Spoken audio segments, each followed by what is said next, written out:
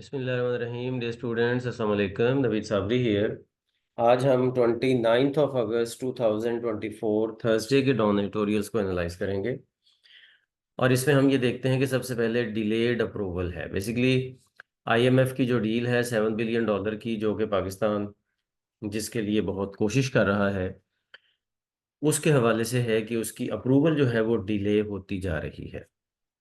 और उस approval delay होने का बेसिक पर्पस ये है कि जो आईएमएफ ने बुनियादी शर्त लगाई है कि $2 बिलियन पहले से आपके पास डेट सर्विसिंग के लिए होना चाहिए।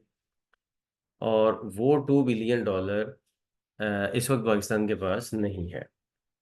और वो जो $2 बिलियन होना चाहिए, उसके लिए हेल्प की ज़रूरत है पाकिस्तान को चाइना से, सऊदी अरेबिया से और यूएई से।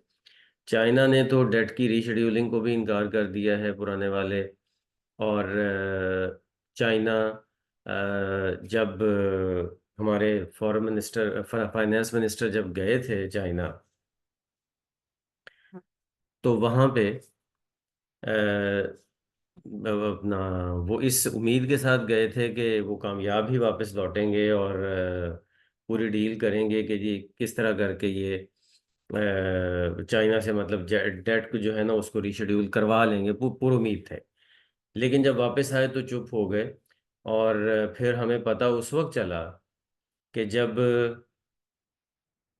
आईएमएफ ने अगस्त के एंड पे होने वाली मीटिंग में पाकिस्तान का एजेंडा से नाम ही निकाल दिया।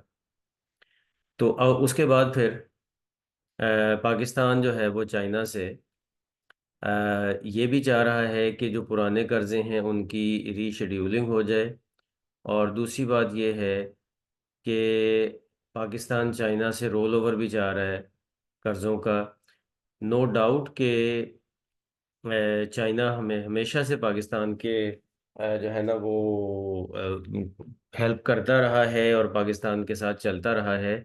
लेकिन अब चाइना जो है वो इस हवाले से बहुत स्ट्रेट फॉरवर्ड है। और दूसरी साइड पे जो सऊदी अरेबिया है, सऊदी अरेबिया को भी पाकिस्तान ने कहा हुआ है कि $1.2 की आप ऑयल फैसिलिटी हमें दे दें फ्री में, मतलब उधार पे। और उधर से 800 मिलियन जो है वो कहा हुआ है मिडल ईस्टर्न बैंक से। तो ये इस तरह से $2 बिलियन इकट्ठे करने का प्रोग्राम हमारी फाइनेंस मिनिस्ट्री बना रही है। लेकिन उधर से भी दोनों तरफ से अभी तक कोई भी एक्सेप्टेंस या रिजेक्शन कुछ नहीं आया। और अगर आया भी है तो हमें नहीं पता।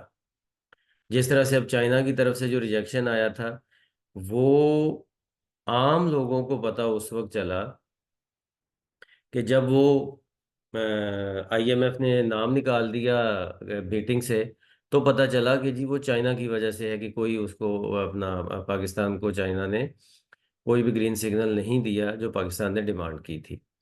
और उसके बाद फिर स्टेट बैंक के गवर्नर हैं, वो कह रहे हैं कि जी हम जो है वो $4 बिलियन जो है वो बैंक से लेकर और जो गैप है उसको पूरा कर लेंगे और इंशाल्लाह ये काम हो जाएगा। और इसी वजह से मूडी जो है उसने पाकिस्तान की डेट रेटिंग जो डेट इसको क्या बोलते हैं, पाकिस्तान लॉन्ग टर्म इशूर रेटिंग जो है वो उसको अपग्रेड किया था। और फिच जो इदारा है उसने भी ऐसे ही किया था ताकि आईएमएफ के लिए पैकेज जो है वो थोड़ा आसान हो सके। लेकिन अभी तक तो ये चीज़ सामने नज़र आ रही है कि कुछ भी इस हवाले से नहीं किया मतलब कुछ पॉसिबल नहीं हो रहा। अच्छा, अब यहाँ एंड पे जाके एडिटर ने ये कहा है कि इससे पाकिस्तान की मार्केट्स में ओवरऑल बेचैनी फैल रही है और कुछ समझ नहीं आ रही। तो अ, असल जो एक समझ लें कि मार्केट्स में जो परेशानी है, जो एनालिस्ट हैं, जो मार्केट ट्रेंड बनाने वाले लोग हैं, वो असल में इस वजह से भी परेशान हैं, इस वजह से भी टेंशन में हैं कि गवर्नमेंट को सीधी बात नहीं बता रही। कभी गवर्नमेंट कुछ कह रही, कभी कुछ कह रही है, जिसकी वजह से मजीद बेचैनी फैल रही है मार्केट में। तो एंड पे ये एडिटर जो है वो एंड पे ये कहता है कि जो भी सूरत हाल है उसमें ट्रांसपेरेंसी होनी चाहिए और अगर कोई डिले आ रहा है तो वो डायरेक्ट बात होनी चाहिए। और जो अपने मुल्क के लोग हैं उनको कम से कम क्लैरिटी होनी चाहिए कि असल में चल क्या रहा है। क्या हमें ये आईएमएफ की डील मिल भी जाएगी या नहीं मिलेगी, असल में क्या चल रहा है, ये है असल हमारा इस वक्त टारगेट। इसको पता चलाना चाहिए। इसमें अगर हम देखें तो जो डिफ़िकल्ट वर्ड्स हैं उसमें अनलाइकली, जिसका इम्कान ना हो, ये एक एडजेक्टिव के तौर पर यहाँ पे आ रहा है। फिर उसके बाद है जी क्रेडिटर, जो कर्जा देने वाला होता है। इसी तरह से डेटर होता है जो कर्जा लेने वाला होता है। और उसके बाद है रीप्रोफाइलिंग, एक होता है रोल ओवर, कर्जे का तसलसल होता है कि कर्जा आगे चला जाए। रीप्रोफाइलिंग का मतलब है कि उसको दोबारा से रीशेड्यूल कर लिया जाए और जो उसकी टर्म्स एंड कंडीशंस है वो दोबारा से तय कर ली जाए। इवेंचुअली का मतलब आखिरकार होता है। आगे चलते हैं तो सेकंड है trader strike. Trader strike basically जो ताजरों ने हड़ताल की थी वो वेंसडे को, बुध वाले दिन जो ताजरों ने हड़ताल की, वो पाकिस्तान के काफ़ी सारे शहरों में बड़ी कामयाब हड़ताल रही है। और ये बेसिकली जो एफबीआर ने ताजर दो स्कीम मुतारफ़ करवाई है। असल मकसद क्या है कि जो ताजर हैं, ट्रेडर्स हैं, वो टैक्स दें और टैक्स नेट में आएँ और टैक्स में अपने आप को रजिस्टर करें। तो उसके खिलाफ थी कि जी ये गवर्नमेंट जो कर रही है हमें टैक्स की तरफ ला रही है, ये इसके खिलाफ वो थी। और इसकी हड़ताल की हमायत जो है वो जमात इस्लामी ने की थी। और भी अपोजिशन छोटी मोटी पार्टीज ने की थी, लेकिन जमात इस्लामी मेन थी जिसने हड़ताल इसकी हिमायत की थी। तो अब इसमें ये वाली बात बताने के बाद न्यूज़पेपर कहता है कि टैक्सेशन जो है ना, ये एक बड़ी दो तीन अहम बातें हैं कि टैक्सेशन हमेशा से सिटीजन्स और स्टेट के दरमियान में एक सेंसिटिव टॉपिक ही रहा है। कोई भी स्टेट है, कोई भी कंट्री है, उस वो अपने ज़ाहिर है खर्चे चलाने के लिए अपने सिटीजन से टैक्स तो लेगा ही। और अगर वो टैक्स लेगा तो सिटीजन्स की तो कोशिश होगी, शहरियों की कोशिश होगी कि कम से कम टैक्स हो, टैक्स ज़्यादा ना हो। और अगर टैक्स कम से कम करने की कोशिश की जाती है स्टेट की तरफ से और उससे स्टेट की फंक्शनिंग ख़राब होती है, तो जाहिर है टैक्स को बहुत कम नहीं किया जा सकता। नो डाउट कि पाकिस्तान में टैक्सेस बहुत ज़्यादा हैं, लेकिन ये जो ताजर तबका है ये तो टैक्स देता ही नहीं है।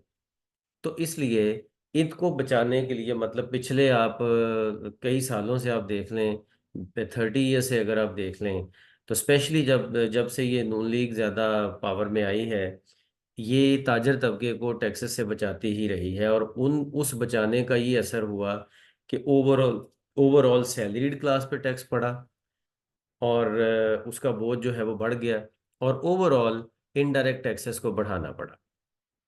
लेकिन अब ये पॉइंट आ गया है कि टैक्सेस तो जाहिर है कि देने पड़ेंगे। तो जमात इस्लामी ने जो इसकी हिमायत की है उसको थोड़ा क्रिटिसाइज़ किया है एडिटर ने, कि जमात इस्लामी को ये चाहिए कि ताजरों को ये भी समझाएं कि टैक्स वो देंगे तो ओवरऑल कंट्री का निज़ाम बेहतर होगा और इनडायरेक्ट टैक्सेस कम होंगे और कंट्री जो है वो रहने के काबिल होगा। तो इसलिए ताजरों को ये चाहिए कि वो इस चीज टैक्स तो उनको देना ही पड़ेगा, जाहिर है आज नहीं तो कल, लेकिन होना ये चाहिए कि ताजर हुकूमत से ये डिमांड करें कि हमारा टैक्स जहाँ पे खर्च होता है वो हमें बताया जाए कि क्या सही तरीके से खर्च होता है या नहीं होता है। ये है पॉइंट जिस पे हड़ताल होनी चाहिए। लेकिन ये हड़ताल के जी हमने टैक्स देना नहीं है, ये तो एक गैर मुनसिफाना चीज़ है और जमात इस्लामी को भी इसकी हिमायत नहीं करनी चाहिए। इसमें अगर हम देखें बेयरली, तो मुश्किल से एक अच्छा वर्ड है। फिर उसके बाद कंसेशनरी का मतलब होता है रियायती, जो रियायत जिससे की जाती है। इंडिकेट का मतलब निशानदेही करना। काउंटर प्रोडक्टिव का मतलब होता है ऐसी चीज़ कि जो किसी अच्छाई के लिए की जा रही है लेकिन असल में वो एंड बुराई पे होगा, उसका कोई नतीजा नहीं निकलेगा बल्कि उसका नुकसान ही होगा। और उसके बाद जी यस, इक्विटेबली का मतलब मुनसिफाना तौर पर, ये वर्ड भी अच्छा है। इसके बाद आगे आगे चलते हैं तो डिजिटल इंक्लूजन। बेसिकली ये जो हमारे सेनेट के चेयरमैन हैं, उन्होंने कॉन्फ्रेंस में खिताब करते हुए लास्ट डे ये कहा कि पाकिस्तान डिजिटल इंक्लूजन की तरफ जा रहा है और पाकिस्तान के जो फ्रीलांसर्स हैं और जो डिजिटल इनपुट देने वाले लोग हैं, कमाने वाले लोग हैं, फ्रीलांसर्स हैं जैसा कि, या और डिजिटल बिजनेस करने वाले जो लोग हैं, वो पाकिस्तान में बहुत बड़ी मार्केट है उनकी, और पाकिस्तान बहुत रेवेन्यू जनरेट करता है उससे, और आगे भी पाकिस्तान जो है वो डिजिटल इंक्लूजन की तरफ ज़्यादा से ज़्यादा जा रहा है, और जहाँ पे इंटरनेट की फैसिलिटी नहीं है वहाँ पे भी इंटरनेट की फैसिलिटी दी जा रही है। इस बात के ऊपर हमारे एडिटर ने लिखा है कि क्या यूसुफ रज़ा गिलानी जो चेयरमैन सेनेट हैं, क्या उन्होंने इस बात पे सोचा कि पाकिस्तान में जो इंटरनेट मौजूद है उसको इतना स्लो कर दिया गया है कि जो इतने हज़ारों बिजनेसेस हैं वो ख़राब हो गए हैं, वो तबाह हो गए हैं। इस बात पे आप मतलब ऐसी बात करते हैं कि जो हकायक के बरअक्स है। आप इंटरनेट की फैसिलिटी दे नहीं रहे, आप इंटरनेट की फैसिलिटी छीन रहे हैं, और इंटरनेट की इस फैसिलिटी को छीनने के लिए छीनते हैं, और साथ फिर कोई वजह भी सही नहीं बताते, कभी कुछ कभी कुछ। कभी वीपीएन की बात करते हैं, कभी आप जो है वो सबमरीन केबल को प्रॉब्लम आ गई उसकी बात करते हैं, कभी वेब मैनेजमेंट सिस्टम के को इम्प्रूव करने की बात करते हैं। मतलब कभी कोई बात करते हैं, कभी कोई बात करते हैं, जिससे ये पता चलता है कि ये सारी बातें ही गलत हैं। असल में आप लोगों की बदनीयती शामिल है इसमें, जो कि डिजिटल लेवल पे पाकिस्तान को तबाह कर रहे हैं। तो इसलिए आप डिजिटल इंक्लूजन की अगर बात करते हैं तो ये बात बिल्कुल ठीक नहीं है। पहले आप जो मौजूदा इंटरनेट है उसको तो ठीक करें, जो आपने ख़राब किया है, जो पहले से ठीक चल रहा था, जो ख़राब आपने किया है उसको ठीक करेंगे तो पता चलेगा कि आप इस अपनी इस तरह की बातों में सिंसियर हैं। अगर आप वो काम नहीं करते और सिर्फ बातें करते हैं तो फिर तो आप सिंसियर नहीं है ना अपने अपनी बातों में। तो स्टूडेंट्स, इसके साथ हम, इंक्लूजन का मतलब शमूलियत होता है, और होल्ड फोर्थ का मतलब होता है तकरीर करना, सामने लेके आना किसी भी मामले को। डायमेट्रिकली का मतलब होता है कंप्लीटली, कंप्लीटली, एब्सोल्युटली। मुतनासिब तौर पर लिखा है लेकिन आप इसको मुकम्मल तौर पर भी समझ सकते हैं। कंप्लीटली दूसरी तरफ 180 डिग्री एंगल जिसको कहते हैं ना, फ्रेजाइल का मतलब नाजुक, और डिसप्रोपोर्शनेट का मतलब गैर मुतनासिब, जो कि मुनासिब ना हो। तो इसके साथ ही आज की हमारी डिस्कशन कंप्लीट होती है। Thank you, Allah Hafiz.